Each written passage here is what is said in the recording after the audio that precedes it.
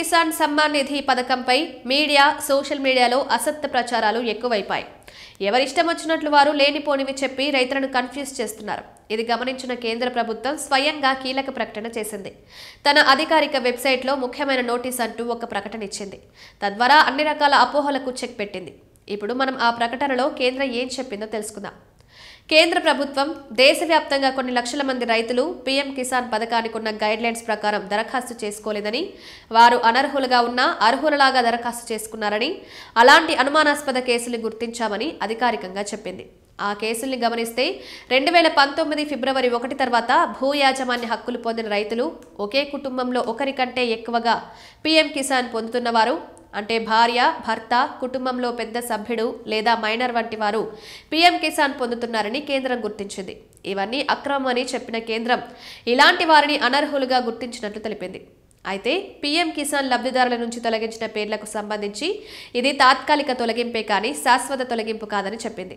ఇలా తొలగించిన పేర్లకు సంబంధించి ఫిజికల్ వెరిఫికేషన్ జరుగుతుందని, అది పూర్తయిన తర్వాత అర్హులైన వారి పేర్లను తిరిగి జాబితాలో చేర్చుతామని, అర్హులు కాని వారిని మాత్రం మళ్లీ జాబితాలో చేర్చే పరిస్థితి ఉండదన్నది. ఈ సందర్భంగా రైతులకు ఒక సూచన చేసింది. పీఎం కిసాన్ పథకం కింద డబ్బులు పొందుతున్న రైతులు ఇప్పుడు అర్జెంటుగా తమ పేరు జాబితాలో ఉందో లేదో చూసుకోవాలి. ఈ పథకానికి తాము అర్హులమో కాదో చూసుకోవాలి. పీఎం కిసాన్ వెబ్సైట్లో ఎలిజిబిలిటీ స్టేటస్ తెలుసుకోవచ్చు.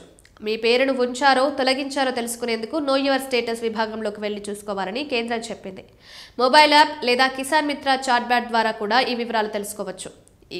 ఈ నోటీస్ ఇవ్వడానికి బలమైన కారణం, ఇటీవల కేంద్రం దేశవ్యాప్తంగా 35,44,213 మంది రైతుల పేర్లను పీఎం కిసాన్ లబ్ధిదారుల జాబితా నుంచి తొలగించింది.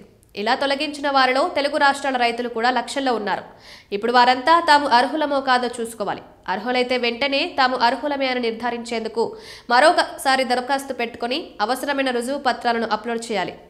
ఈ పనిని మొబైల్ ద్వారా చేయవచ్చు లేదా మీ సేవా కేంద్రాల్లో కూడా చేస్తారు. 21వ విడత పీఎం కిసాన్ నిధులను ఇంకా విడుదల చేయలేదు. ఎప్పుడు విడుదల చేసేది కూడా అధికారికంగా చెప్పలేదు.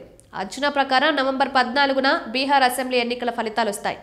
అవి వచ్చిన తర్వాత ఆ ఎన్నికల్లో బీజేపీ కూటమి గెలిస్తే పీఎం కిసాన్ పథకానికి నిధులను సంవత్సరానికి 9,000 చొప్పునిస్తామని ప్రచారం జరుగుతోంది. ఒకవేళ ఎన్డీఏ గెలవకపోతే ఎప్పట్లాగే 6,000 చొప్పున ఇచ్చేందుకు సిద్ధపడుతూ 21వ విడతకు సంబంధించి 2,000 రైతుల అకౌంట్లలో జమ చేస్తామని ప్రచారం జరుగుతోంది. పీఎం కిసాన్ 21వ విడత డబ్బుకు సంబంధించి ఇవన్నీ ప్రచారాలే తప్ప ఖచ్చితమైన ప్రకటన లేదు. మనీ రిలీజ్ చేస్తుందో ఎప్పుడు చేస్తుందో తెలియదు.